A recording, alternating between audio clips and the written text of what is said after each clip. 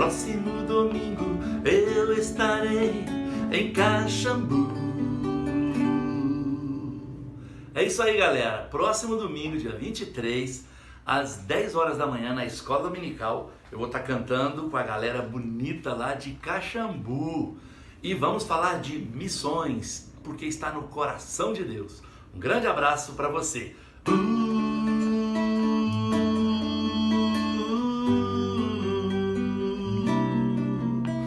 Eu vou falar de missões em Caxambu.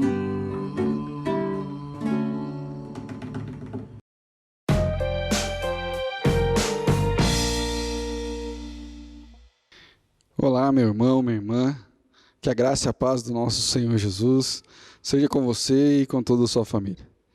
Eu sou o seminarista Fábio Rocha, estou aqui mais uma vez com vocês para esse momento devocional em que lemos a palavra do Senhor e tiramos algumas lições para as nossas vidas.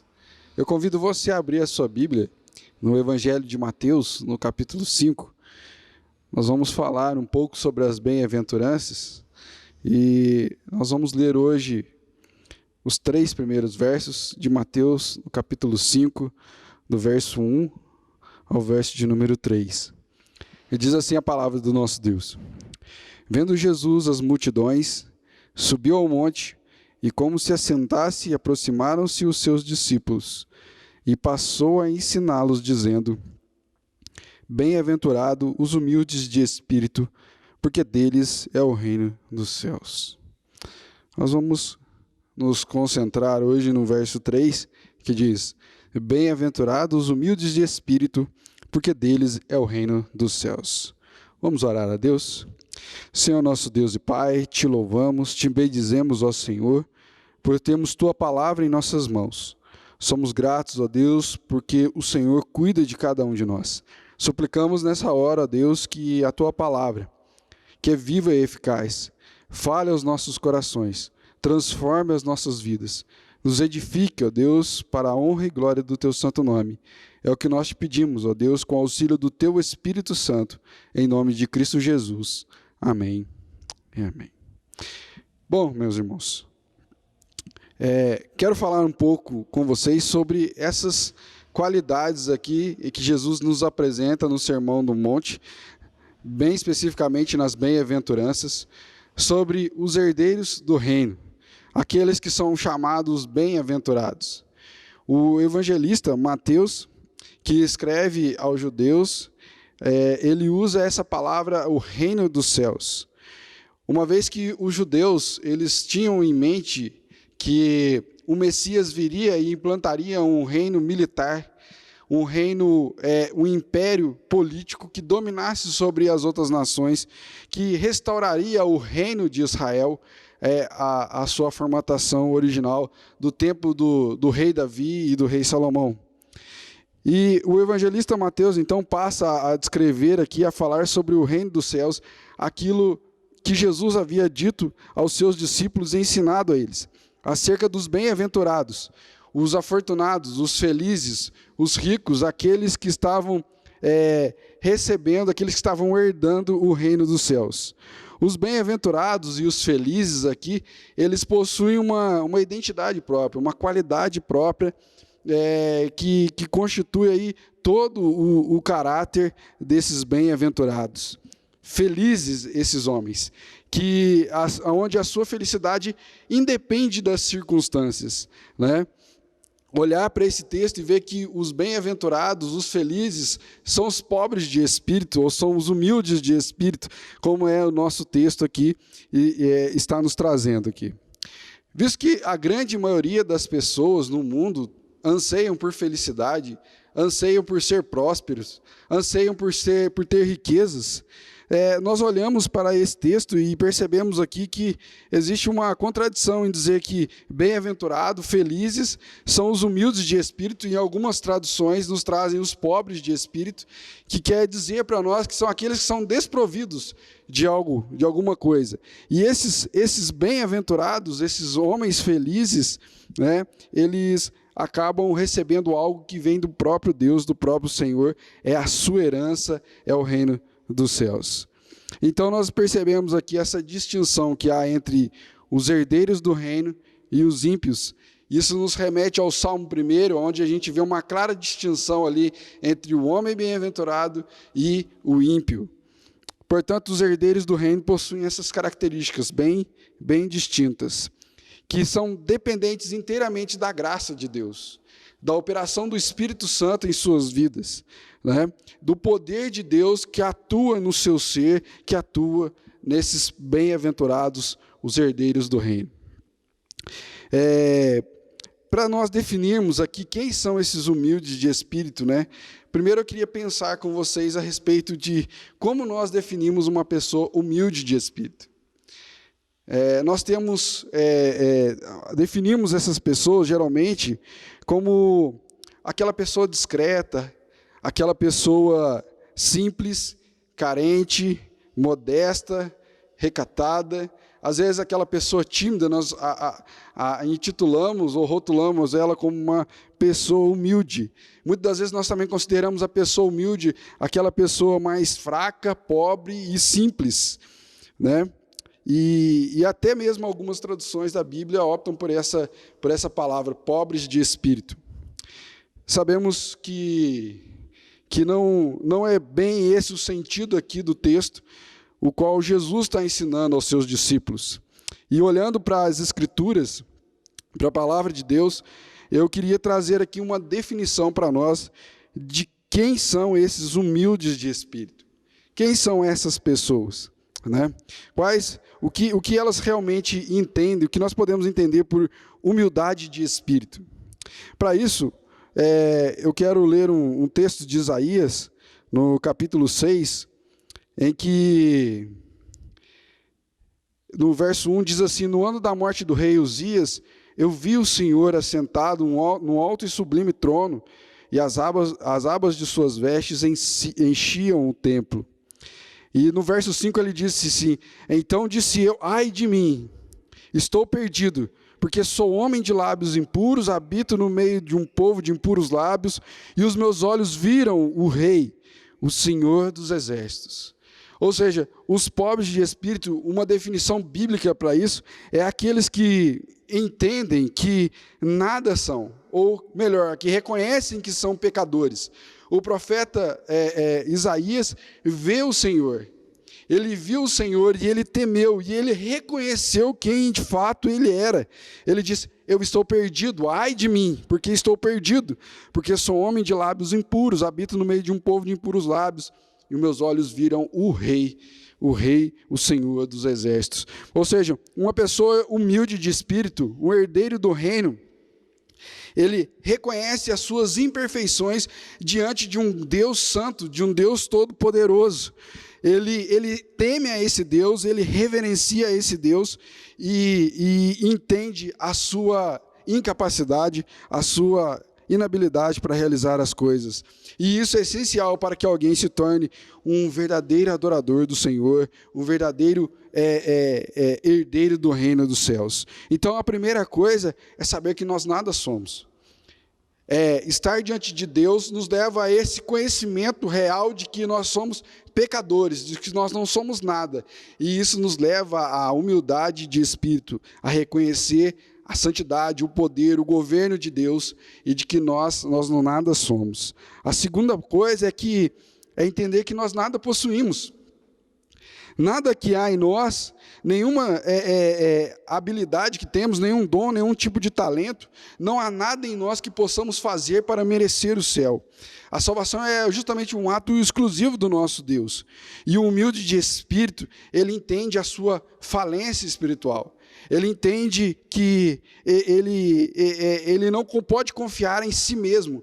Ele não pode ter uma autoconfiança em si, mas a sua confiança deve estar depositada unicamente no Senhor, nosso Deus.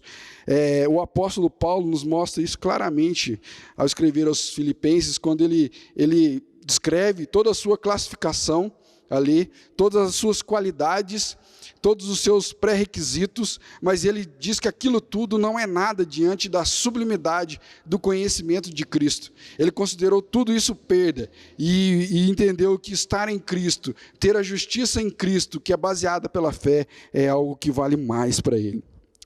Jesus também nos conta a história de um fariseu e de um publicano. Lá diz o texto que o fariseu, ele orava de si para si mesmo. E ele então começa a sua oração destacando tudo aquilo que ele fazia, que ele realizava.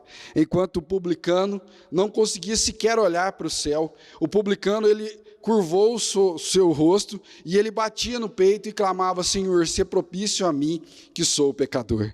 Entendendo que nada do que ele viesse a fazer teria algum tipo de resultado para que ele viesse a merecer algo de Deus, algo do Senhor. Então ele se humilha. E no último verso desse texto, que está em Lucas 18, de 9 a 14, a palavra diz: aqueles que se humilham, eles serão exaltados. Então, ser humilde de espírito é reconhecer que nada possuímos em nós que possa fazer com que mereçamos o reino dos céus. E a última coisa é saber que em Deus existe maior graça. Tiago, no capítulo 4, verso 6, ele diz assim: Deus resiste aos soberbos e maior graça concede aos humildes. Essas duas coisas que eu falei primeiro, entender que nós nada somos, entender que nada nós possuímos em nós, isso nos leva ao esvaziamento de nós, isso nos leva a entender que não existe nada em nós que possa nos fazer herdar esse reino. E o Tiago 4 está dizendo assim que Deus resiste aos soberbos e concede maior graça aos humildes. Essa é a grande resposta para as nossas vidas. É o evangelho de Deus, é a graça de Deus. Esse é o grande milagre, é entender que, como o apóstolo Paulo nos escreve, nós somos vasos de barro no qual há um precioso tesouro dentro dele. Nós somos apenas vaso de barro. E dentro de nós existe um tesouro precioso que se chama o Evangelho, a graça do Senhor. E aqueles que se humilham, aqueles que são humildes diante do Senhor, esses são cheios, plenos da graça do nosso Deus. O humilde de espírito entende que tudo que ele possui não tem valor algum diante das bênçãos celestiais, diante daquilo que o Senhor em Cristo nos oferece. Esse é o grande mistério. Esse é o grande mistério da vida cristã, esse é o grande mistério do bem-aventurado, é olhar para ele como uma pessoa humilde, olhar para ele como humilde de espírito, alguém que reconhece que nada tem, que nada pode fazer, que depende inteiramente da graça do Senhor, o nosso Deus. Eu quero que você reflita acerca dessas qualidades e pense no que realmente um humilde de espírito faz, o que realmente ele vai fazer para herdar o reino dos céus. Imagine que você tenha nos seus braços muitos tesouros. Imagina que você tenha uma riqueza enorme nos seus braços. E é nesse momento que o humilde de espírito, ele entende que em Cristo há uma graça maior. Ele abandona todos os tesouros que há nos seus braços, para abraçar pela fé as riquezas celestiais em Cristo Jesus, que a ele foi prometida. Então, esse é o momento em que, pela fé, em Cristo Jesus, o nosso Senhor, o grande, o supremo Rei, é que nós deixamos todas as coisas e abraçamos pela fé esse reino dos céus, esse reino prometido aos filhos de Deus, aqueles que creem em Jesus Cristo, o nosso Senhor. Mateus 13, 45 e 46, nós temos uma parábola que Jesus contou acerca do reino dos céus. E lá Jesus está dizendo acerca de tesouros. E ele diz assim, que o reino dos céus também é semelhante a um que negocia e procura por boas pérolas, e tendo achado uma pérola de grande valor, vende tudo o que possui e a compra. Esse é o reino dos céus, é um valor inestimável, é um valor incalculável. E aquele que encontra o reino dos céus, ele abandona tudo, ele deixa tudo, ele entrega as outras coisas e ele abraça o reino dos céus, e ele quer o reino dos céus, e ele então, pela fé, ele se torna um herdeiro das bênçãos celestiais em Cristo Jesus, de um reino celeste. Os judeus aguardavam por uma herança terrena, e por isso Mateus destaca para eles que bem-aventurados os humildes, porque deles é o reino dos céus. Precisamos pensar nas coisas celestiais, nas coisas que possuímos em Cristo, e pensar no reino celeste que é eterno, que o Senhor tem preparado para cada um de nós. Que Deus nos abençoe, que Deus abençoe a nossa vida e as nossas famílias. Vamos orar? Senhor nosso Deus e Pai, é diante do Senhor, é face a face contigo, ó Pai, que compreendemos, ó Deus, que somos pecadores e carecemos da Tua graça, carecemos, ó Deus, do Teu favor. É nessa hora, Deus, que diante do Senhor que entendemos que nada nós possuímos e que nada há, Deus, que possamos fazer para merecer o céu, mas que pela fé, ao abraçarmos ao Evangelho de Jesus Cristo, a mensagem do Senhor, nós podemos nos tornar herdeiros desse reino celeste, desse reino celestial, deste mundo espiritual, Pai. Ó Pai, por isso nós clamamos agora, Deus, que o Senhor, por meio da ação do Teu Espírito Santo, nos mova, ó Deus, a essa verdadeira humildade de espírito, ao esvaziar de nós mesmos, para que o Senhor cresça, a entender, ó Deus, que somos vasos de barro, Deus, no qual existe um precioso tesouro, e que nós precisamos, ó Deus, cada dia mais da graça, do favor e do amor do Senhor nas nossas vidas. Abençoe a cada família, abençoe a cada lar, abençoe a cada um que ouve esta mensagem nesse momento, para que, ó Deus, possamos, ó Deus, entender que a nossa felicidade, a nossa alegria, ela não depende das circunstâncias, mas sim depende da graça, do favor e do amor do Senhor, o nosso Deus. Assim nós oramos, gratos por tudo, em nome de Jesus. Amém.